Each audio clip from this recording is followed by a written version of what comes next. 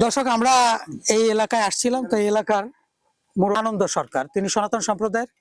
তিনি বলছিলেন যে তার ফসলের যে ফসল ইঁদুরে নষ্ট করে ফেলতেছে। কি কি ফসল লাগাইছিলেন এবার? ফুলকপি, পাতাকপি খেয়ে বলতেছে। খেয়ে ফেলতে। আচ্ছা কাকা, আপনার কি নাম? আমার নাম লুৎফর মোল্লা। লুৎফর মোল্লা, একজন মুসলিম। তার তার হচ্ছে কি আপনার নারিকেল নষ্ট করে ফেলতেছে ইঁদুরে। তার মানে স্থলভাগের সম্পদ ফসল ইঁদুরে নষ্ট করতেছে, এবং উপরিভাগের যে ফসলগুলো আছে সেগুলো ইঁদুরে নষ্ট করতেছে। এখন এই ইঁদুরা এই আমাদের যে মুসলিম যে চাচা, এনারও একজন স্রষ্টা আছে, আবার সনাতন সম্প্রদায় যিনি, তারও একজন স্রষ্টা আছে, দুইজনেরই স্রষ্টা আছে। তাহলে এই ইঁদুর স্রষ্টা কেন পাঠাইছে? শুধু ক্ষতি করার জন্য? এবং স্রষ্টা যেহেতু কৃষি ব্যবস্থাপনা দিছে, তাহলে আবার ক্ষতি করার জন্য এই প্রাণী কেন দিছে? তাহলে কি এই যে কৃষি ব্যবস্থাপনা, এটা রক্ষার জন্য কি ঈশ্বর কিছু দেননি? স্রষ্টা অথবা ভগবান আল্লাহ কিছুই দেননি এই রক্ষা করার জন্য?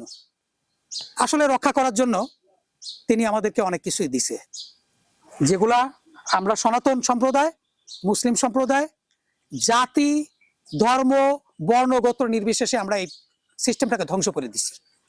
সিস্টেমটাকে ধ্বংস করে দিয়ে আমরা ভয়াবহ একটা জায়গায় চলে গেছি। এখন এই ইঁদুর দমনে এই কৃষকরাই কারেন্টের ফাঁদ ব্যবহার করে, এবং সেই কারেন্টের ফাঁদে কৃষকরা তো মরেই। সাম্প্রতিক বাগেরহাটের একজন পুলিশ পর্যন্ত মারা গেছে। শুধু পুলিশ না, সাধারণ মানুষ থেকে শুরু করে গত 3 বছরে 44 জন মানুষ মারা গেছে এই ইলেকট্রিক ইঁদুরের ফাঁদে। তার মানে আগে তো ইলেকট্রিক ইঁদুরের ফাঁদ ছিল না। তাহলে আমরা এই ভয়াবহ পরিণতির দিকে কেন চলে আসছি?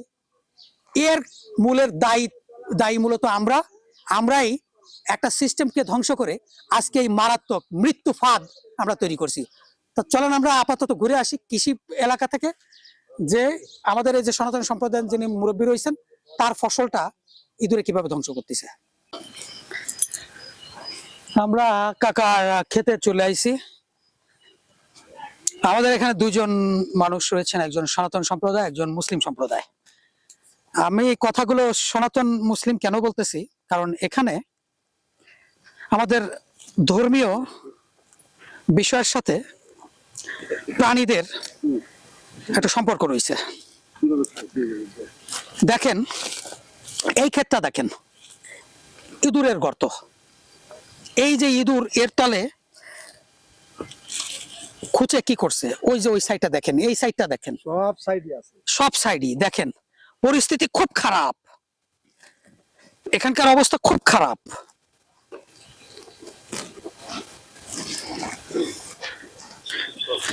মানে কৃষি ক্ষেতটাই হচ্ছে গিয়ে ইঁদুরের একটা বাসস্থান হয়ে গেছে।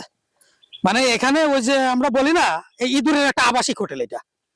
এখানে ইঁদুরের থাকা এবং খাওয়ার ব্যবস্থা রয়েছে। এবং আপনার এই যে মাটির তলে তারা বিভিন্ন ধরনের সুড়ঙ্গ করে, সেখানে তাদের কিচেন আছে, ফসল সংরক্ষণের জন্য ফ্রিজ আছে। ফ্রিজ মানে কি জানেন? এরা এই খাদ্যগুলো, একটা চেম্বার আছে অনেক বড়, এই চেম্বারের ভিতরে এরা ইঁদুরে এই খাদ্যগুলো সংরক্ষণ করে, এবং সারা বছর এই খাদ্যগুলো খাওয়ার জন্য এই যে কাকা একটা ফুলকপি তুলে নিয়ে আইছে, ভিতর দিয়ে ফুলগুলো খেয়ে ফেলাইছে। দেখেন নাই, হ্যাঁ খেয়ে ফেলাইছে। পাতাকপি তল দিয়ে, শেকড় দিয়ে খেতে খেতে গাছ মেরে ফেলতেছে। এখন এই যে ইঁদুরটা আমাদের ভগবান বলি, ঈশ্বর বলি, মহান আল্লাহ রাবুল আলামিন বলি, এই ইঁদুরটা পৃথিবীতে শুধুমাত্র মানুষের ক্ষতি করতে পাঠাইছে নাকি? আর ইঁদুর দমনের জন্য আর কিছুই সে করে নাই। আমরা এই বিষয়টা নিয়েই আলোচনা করব, এবং আমরা এর পরবর্তী ধাপে আমরা যাব কাকার বাড়িতে, এলাকায়, যেখানে নারকেল খেয়ে ফেলতেছে। তো সেই ব্যাপারে আসলে কি এর থেকে পরিত্রাণের উপায় কি? ইঁদুরের হাত থেকে বাঁচার কি কোনো উপায় নেই, নাকি ইঁদুরের হাত থেকে বাঁচার জন্য আমাদেরকে ইলেকট্রিক ফাঁদ দিতে হবে, এবং অসতর্কতা বশত সেখানে পাড়া পড়ে আমরাই মারা পড়বো, এই কৃষকরাই মারা পড়তেছে? চলেন আমরা গিয়ে দেখি।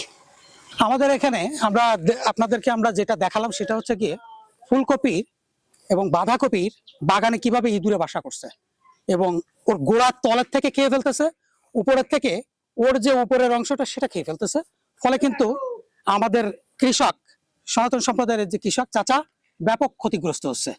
পাশাপাশি কাকার গাছের নারিকেল নষ্ট করে ফেলতেছে, মুচি খাচ্ছে, খেয়ে নারিকেল নষ্ট করে ফেলতেছে। এবং আরেকজন রয়েছে আমাদের এই একই এলাকার সনাতন সম্প্রদায়ের অমর চাচা, তার বড়ই নষ্ট করে ফেলতেছে ইঁদুরে। এখন এই যে ইঁদুরে এইভাবে নষ্ট করে ফেলতেছে, তার মানে আমরা এখানে সনাতন রয়েছি, হ্যাঁ কচুয়া খেয়ে ফেলতেছে। আচ্ছা, কচুয়া খেয়ে ফেলতেছে, কচু খেয়ে ফেলতেছে। তাহলে তার মানে ফসল, সবজি এগুলো কিছুই কিন্তু রাখতেছে না। আর ধানের যে মারাত্মক ক্ষতি করতেছে, যে এক একটা ইঁদুরের গর্তে কতটুক পর্যন্ত ধান সংরক্ষণ করতে পারে ইঁদুর, বলতে পারবেন? ইঁদুর একটা গর্তে ওটা বলা যায় না। 1.5 থেকে 2 মণ পর্যন্ত এক একটা গর্তে। কোন কোন গর্ত আছে বিশাল বড়। এরা শুধু খুঁড়ে খুঁড়ে চেম্বার বাড়াইতে থাকে, বিশাল বড় বড় চেম্বার বাড়াইতে থাকে, যাতে এরা আপনার ইসের সময় মৌসুমের বাইরেও এরা এই ফসল, ধানগুলো খেতে পারে। এখন এই ইঁদুরের হাত থেকে বাঁচার উপায়, ওই যে বললাম যে আমাদের এখানে একটা সম্প্রদায় রয়েছে, মুসলিম সম্প্রদায়, একটা সনাতন সম্প্রদায়। তাহলে আমাদের দুজনেরই ঈশ্বর আছে। ইঁদুর কেন এই ফসল ধ্বংস করতেছে? তো ঈশ্বর ইঁদুর পাঠাইছে, আল্লাহ ইঁদুর পাঠাইছে, কৃষি ধ্বংস করতেছে ইঁদুরে। তাহলে কি আল্লাহ কি আপনার ফসল সুরক্ষায় কোনো ব্যবস্থা দিয়ে দেয়নি পৃথিবীতে? কাকা বলতেছিল যে লক্ষ্মীর বাহন হচ্ছে ইঁদুর। হ্যাঁ, লক্ষ্মীর বাহন, গণেশের বাহন হলো ইঁদুর। গণেশের বাহন হচ্ছে ইঁদুর। এই গণেশের কাকারা গণেশ পূজা করে থাকেন। গণেশের কাছে কাকারা দাবি করেন বিভিন্ন পূজা অর্চনার মাধ্যমে যেন ইঁদুর ফসলের ধ্বংস না করে। তারপরে ইঁদুর ফসলের ধ্বংস করে ফেলতেছে। এর কারণ আসলে গণেশ দায়ী না, এর দায়ী মূলত আমাদের মতো মানুষ, সেটা হিন্দু হোক মুসলিম হোক সম্প্রদায়, মানুষ আমাদের কারণেই এই ফসল ইঁদুরে ধ্বংস করতেছে। হ্যাঁ, আমাদের কারণেই। কারণটা কি বলতে পারেন? এ তো বলতে পারবো না। কাকা আপনি বলতে পারবেন? না, আপনি বলতে পারবেন কেন না। ধ্বংস করতেছে? এর মূলে দায়ী কারণে আমরা। আচ্ছা, ইঁদুর দমনের জন্য কি ঈশ্বর বলেন, ভগবান বলেন কিছুই পাঠায়নি পৃথিবীতে ইঁদুর দমনের জন্য? দুই একটা নাম বলেন তো, ইঁদুর দমনের জন্য আল্লাহ কিছু পাঠাইছে কিনা? অথবা ভগবান সাপ পাঠাইছে, পাঠাইছে। এই যে একটা মূল্যবান জিনিস। আপনি দেখেন যে সাপের শারীরিক ডিজাইনটা আপনি দেখেন, ইঁদুরের গর্তের ডিজাইন কেমন, এমন না? তেমনি ভগবান ঈশ্বর সাপকে ইঁদুরের ডিজাইন করে, ইঁদুরের গর্তের ডিজাইন করে পাঠাই দিছে। পৃথিবীর কোনো টেকনোলজি ইঁদুর দমন করতে পারবে না। এমনকি যদি দ্বিতীয় বিশ্বযুদ্ধে পারমাণবিক সব বোমাও ফেলান, তারপরে ইঁদুর দমন করতে পারবেন না। কারণ ইঁদুররা আপনার চেম্বার করে থাকে, মাটির তলে বাসা করে থাকে। আপনারা দেখেন ভিয়েতনাম যুদ্ধে আমেরিকা ভিয়েতনামীদের পরাজিত করতে পারে নাই, তার কারণ তারা ক্যানেল করে, তারা মাটির নিচে সুড়ঙ্গ করে আমেরিকাকে আক্রমণ করছে। আমেরিকা ভিয়েতনামকে পরাজিত করতে পারে নাই। মানে সুড়ঙ্গ করে যদি থাকা হয়, তাহলে যদি পারমাণবিক যদি যুদ্ধ হয়, তাহলে ইঁদুর টিকে যাবে, পৃথিবীর সব প্রাণী মারা যাবে, ইঁদুর টিকে যাবে। কারণ ইঁদুর খাবার টাবার নিয়ে অন্তত 10 বছরের জন্য, 5 বছরের জন্য মাটির নিচে অবস্থান করে, এর জন্য ইঁদুর ধ্বংস হবে না। সুতরাং এই ইঁদুর দমন করতে গেলে পৃথিবীতে ওই যে বললাম যে কাকা গণেশের পূজা করতেছে যাতে ফসল ধ্বংস না করা হয়, তারপরে ইঁদুর ফসল ধ্বংস করতেছে। আমাদের এই যে মুসলিম সম্প্রদায়ের চাচা, তার ইঁদুর নষ্ট, নারকেল ধ্বংস করে ফেলতেছে। তার মানে কি শুধু ইঁদুর ক্ষতি করার জন্য আইছে? ইঁদুরের দমনের জন্য কি কেউ আসেনি? ওই যে এক ভাই বললো যে সাপ আইছে, সাপ, তাহলে সাপ আছে, আরো অনেক প্রাণী আছে, আমরা জানি না। রামগদি তো খায়। রামগদি, এই যে আরেকটা কথা বলছে, রামগদিতে খায়। আরো একটা আছে, এটা হলো পেঁচা, বুতুম পেঁচা। নতুন পেঁচা খুব মূল্যবান। তার মানে একটা একটা করে আমাদের পয়েন্ট আসতেছে। রামগতি মানে আমাদের এখানে বলা হয় গুই সাপ, বিশাল বড়। একটা গুই সাপ 3 একর জমির ইঁদুর নিয়ন্ত্রণ করে। একটা দালার সাপ 4 একর, 5 একর, 6 একর জমির ইঁদুর নিয়ন্ত্রণ করে। এমনকি একটা গুই সাপ 6 একর, 7 একর, 10 একর জমির ইঁদুর নিয়ন্ত্রণ করে। একটা চাচা বললো যে হুতুম পেঁচা, হুতুম পেঁচা প্রচুর পরিমাণে ইঁদুর খায়। একটা হুতুম পেঁচা যদি 5টা বাচ্চা থাকে, তো হুতুম পেঁচা কি করে জানেন? ওরা রাতের বেলাও ইঁদুর শিকার করে। ওরা ইঁদুর যখন চলাফেরা করে, ওদের কানে এই শব্দ তরঙ্গ চলে যায় এবং ওরা খুব নিঃশব্দে গিয়ে ইঁদুরগুলো দমন করে। তার মানে এখন হুতুম পেঁচা ইঁদুর দমনে কাজ করে। তারপর রামগদি মানে গুই সাপ ইঁদুর দমনে কাজ করে। তার মানে এই সব প্রাণীগুলা। তারপর আরেকটা আছে বন বেড়াল, এমনকি শেয়াল। শিয়াল শেয়াল কি করে? ক্ষতি করে। আরো একটা প্রাণী আছে, আর শেয়াল কিন্তু ইঁদুর দমনে কাজ করে। বেজির মতন ওই শারিল কয়। সাইরেল, এই যে উত্তম একটা কথা বলেছে শাইরেল। কাকার গাছে উঠে নারকেল খেয়ে ফেলা দিচ্ছে ইঁদুরে, তারপর বড়ই গাছে উঠে ইঁদুরে খেয়ে ফেলা দিচ্ছে। কাকা যেটা বললো সাইডেলটা কি জানেন? আমরা ওই যে বলি না বেজির মতো গাছে ওঠে, এটার কি আর ইংরেজি নাম হচ্ছে লুয়াক, এবং আমরা এই তার বাইরে যায় এবং ওর শরীর থেকে এক ধরনের ঘ্রাণ বেরোয়, ভাইটাল চ্যালেঞ্জ ঘ্রাণ, ওরে কারেন্টে ধরে না। এখন এই যে প্রাণীটা, এ কিন্তু নারকেল গাছে উঠে উঠে এই ইঁদুর দমনে কাজ করে। এই যে আরেকটা আছে, আপনি এক একজন এক একটা বললো, একজন বললো হুতুম পাচা, আপনি বললেন সাইডেল মানে গন্ধ গোকুল, আমরা ওইটারে বলি বাংলা ভাষায়, আঞ্চলিক ভাষায় খুলনায় বলা হয় সাইডেল। এবং এই গন্ধ গোকুল কাকা আপনি কি জানেন, এই যে সাইডেলের বাথরুম থেকে, মল থেকে, পায়খানা থেকে পৃথিবীর সব থেকে দামি উত্তম কফি তৈরি করা হয়, যার এক কাপ কফির দাম 12,000 টাকা, বাংলাদেশে পাবেন না আপনি। সাইডেলের মল থেকে, পায়খানা থেকে পৃথিবীর সব থেকে দামি কফি তৈরি করা হয়। আপনারা ওই যারা যারা ইন্টারনেট চালায়, ফেসবুকে, তারা কবেন কি পৃথিবীর সবচেয়ে দামি কফি কি দিয়ে বানায়, একটু সার্চ দাদি ইউটিউবে দেখবেন যে বাইরে হয়ে গেছে ইন্দোনেশিয়া আজকেই দেখবেন, যারা যারা মোবাইল চালায় এদেরকে জিজ্ঞেস করবেন, তাহলে বুঝবেন এ সাইডেল দিয়ে এই সাত দোকানে বসে দেখবেন। তাইলে দেখেন আজব একটা ব্যাপার না? তাহলে এই প্রাণীটা কি করে? গাছের যে ইঁদুর, গাছের ইঁদুর নিয়ন্ত্রণ করে। আপনি কি জানেন নদীতে এই যে আপনার ইসে কৃষি ক্ষেত্রে যে বক গুলো নামে, বকেও ইঁদুর খায় না বকিং দুধ খায় না, হ্যাঁ? বক তো ওদের ওরা তো মাছ খায়। মাছ খায়। বক বলতে কি, আপনাদের বিলে একবার একটা পাখি পড়ছিল, এটাকে বলে সারস। বড় যে পাখিগুলো, ওরা ধরে ইঁদুর খায়। ওরা ওইটা আমাকে এলাকায় আসে, খুব কম আসে। খুব কম। একবার একটা মদন টাকাইছিল আপনাকে এলাকা, মদন ওটারে বলে খয়রা পাখি, পাখি, খুব বড়, ডিনার মাঝখানে একটু কালো কালো। আবার একটা মদন টাকাইছিল, আপনাকে কারাদানি গুলি করে মেরে ফেলাইছে, আমরা খবর পাইছি। তাহলে এই পাখিগুলা কিন্তু প্রচুর ইঁদুর খায়। ইঁদুর খায় বন বেড়ালে, শিয়ালে খায়। বিড়াল জাতীয় তো। এখন আপনি দেখেন হঠাৎ করে গত বছর এই সাপের উপদ্রব কেন বেড়ে গেল? ওই যে রাসেল ভাইপার আতঙ্ক কেন ছড়াই গেল? কিন্তু সারা দেশে কেন ছড়াই গেছে? কারণ এই সাপগুলো এই প্রাণীগুলো নিয়ন্ত্রণে রাখে, এই প্রাণীগুলো আজকে নাই, যার ফলে ইঁদুর নিয়ন্ত্রণে বেড়ে চলে গেছে। ইঁদুর সাপে পর্যাপ্ত পরিমাণে খাচ্ছে, সাপও নিয়ন্ত্রণে বেড়ে চলে গেছে। ইঁদুর আর সাপের উৎপাদন বাড়তিছে প্রচুর। এই প্রাণীগুলো যদি না থাকে, তাহলে ইঁদুরের উৎপাদন বাড়বে এবং বিষধর সাপের উৎপাদন বাড়বে প্রচুর পরিমাণে। এই প্রাণীগুলাই এইগুলো নিয়ন্ত্রণে রাখে। বিষয়টাকে বুঝতে পারছেন? আপনার এখন বড় বড় গাছগুলো নাই, হুতুম পেঁচা যে বাসা বাঁধবে, আপনার নারকেল গাছের ইঁদুর নিয়ন্ত্রণ করবে কে? হুতুম পেঁচা। তাই এই সমস্ত প্রাণীগুলো নাই বিধায় আজকে এই ইঁদুরের উৎপাদন বেড়ে গেছে, বিলুপ্ত হয়ে যাচ্ছে। আমাকে শিয়াল মনে করা হয় শত্রু, শিয়াল মুরগি খেয়ে বেলা দিচ্ছে, মার শিয়াল রে মুরগি খেয়ে বেলা দিচ্ছে।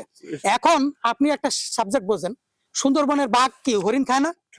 এখন সুন্দরবনে যদি বাঘ না থাকতো, তাহলে সুন্দরবনের পরিস্থিতি কি হইতো? মানুষ আবাদে গিয়ে বন কাটতো, বন ধ্বংস করে ফেলতো। মানুষ গিয়ে বাঘের ভয় থাকতো না, মানুষ ওখানে গিয়ে গাছপালা কাটে ঘরবাড়ি বানায় আরামসে ঘুমাতো। বাঘের যেহেতু এর বিরূপতি ধ্বংস হয়ে যেত। এখন সুন্দরবনে তাহলে বাঘ কি? সুন্দরবন বাঁচাচ্ছে। এখন আমরা যদি বলি এই বাঘ তুমি সুন্দরবন পাহারা দিবা, কিন্তু কোনো হরিণ খেতে পারবে না, হবে না। আমরা যদি বলি যে সিকিউরিটি গার্ড, দারোয়ান, তুমি আমার এই কোম্পানি পাহারা দিবা, মাল পাহারা দিবা, বাড়ি পাহারা দিবা, বিনিময়ে আমি তোমার কোনো বেতন দিতে পারবো না, হবে এটা? না। তাহলে এই যে বন্য প্রাণীগুলা টোটাল ইঁদুর খাইয়ে নিয়ন্ত্রণ করে টোটাল কৃষি ব্যবস্থাপনাটাকে বাঁচায় রাখতেছে। মাঝে মধ্যে যদি আমরা দুই একটা মুরগি নিয়ে যাই, ওটা ওদের বেতন, ওটা কি ও বাঁচবে তো, কারণ ডাল সিজনে তো ওদের খাইয়ে বাঁচতে হবে। আপনি আরেকটা বিষয় দেখেন, এই প্রাণীগুলা কাক, আপনার যখন গেরের মাছে মরক ধরে, রুই মাছগুলো যে ফুলকা ফ্যাকাশ হয়ে যায়, ডিগবাজি খেতে খেতে মরে। তারপর বিভিন্ন ধরনের ল্যাস পচা, বিভিন্ন ধরনের পচা রোগ হয়।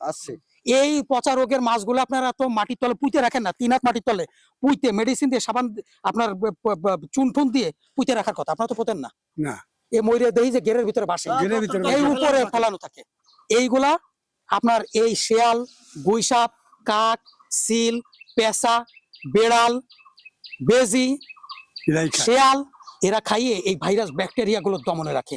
এরা যদি না থাকে, পুরো পৃথিবীর মাছ বলেন, প্রাণী বলেন, মানুষ বলেন, ভাইরাস ব্যাকটেরিয়ার মহামারী ছড়াইয়ে সব ধ্বংস হয়ে, সব বিলুপ্ত হয়ে যাবে। তাহলে আপনি বলেন এই দোষটা কি গণেশের? না।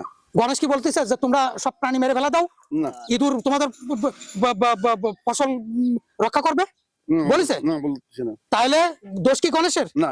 দোষ কি ভগবানের? আমাদের দোষ আপনার। কাকা দোষ কি আল্লাহর? না আল্লাহ কি ইঁদুর পাঠাইছে, কিন্তু এদের হ্যাঁ, পাঠাইছে। নিয়ন্ত্রণের ব্যবস্থা দিছে না দিছে। কৃষি বাঁচানোর জন্য, কিন্তু এগুলো ধ্বংস করছে কে? আমরা আমরা ধ্বংস করেছি। আমরা আমাদের প্রাকৃতিক ব্যবস্থাপনা, কৃষি ব্যবস্থাপনা, এই বন্যপ্রাণী ধ্বংসের মাধ্যমে আমরা এটাকে অনিরাপদ করে ফেলাইছি। এখন আমাদের কৃষি বাঁচানোর জন্য আমরা কি করতেছি? কারেন্টের ফাঁদ দিচ্ছি। এই কারেন্টের ফাঁদ আমাদের জন্য মৃত্যুর কারণ হয়ে দাঁড়াচ্ছে। অনেক জায়গায় মারা যাচ্ছে তো। গত বছর মারা গেছে একজন পুলিশ এই রূপসার ভিতরে, ওই কোনায় মোংলার কাছাকাছি। বাগেরহাট সহ সারা বাংলাদেশে আপনারা ওই যারা আছে না, ওদেরকে বলবেন ইন্টারনেটে একটু সার্চ দাও দি যে কারেন্টে কৃষি ক্ষেত্রে কারেন্টের ফাঁদে কত মানুষ মারা গেছে, তালিকাটা দেখেন। এই গত বছর থেকে ওই মানে মুল্লাডাঙ্গাও তো মারা গেছে। মোল্লাডাঙ্গায় মারা গেছে, আমরা গেছিলাম, মোল্লাডাঙ্গায় মারা গেছে গত বছর। তার আগের বছর নলামরা এই যে এখন এই যে তালি, দোষ তো ঈশ্বরের না, ঈশ্বর তো ব্যবস্থাপনা দিয়ে দিছে। হ্যাঁ। আমরা এই টোটাল সিস্টেমটাকে ধ্বংস করে আমরা আমাদের মৃত্যু আমরা নিজেরা ডেকে নিয়ে আইছি। তাহলে এখন আমাদের কি করতে হবে? কি করণীয় আছে কাকা, আপনি কোন? সচেতন হতে হবে, সচেতন হতে হবে। সচেতন হতে হবে এই ব্যাপারে। সচেতন হয়ে কি করার আছে? সচেতন বিশ্বাস বলতে আমাদের ভিতরে উঠে গেছে, সচেতন হতে হবে, তার প্রতি মন দিয়ে বিশ্বাস রাখতে হবে। আর এই যে প্রাণীগুলা ঈশ্বর ভগবান পাঠাইছে, আল্লাহ এটাকে পাঠাইছে, সংরক্ষণ করে রাখতে হবে, এগুলোকে এটাকে বাঁচায় রাখতে হবে এগুলোকে। বাঁচায় রাখতে হবে। এগুলোকে করতে হবে কিনা কাকা, কি মনে করতেছেন?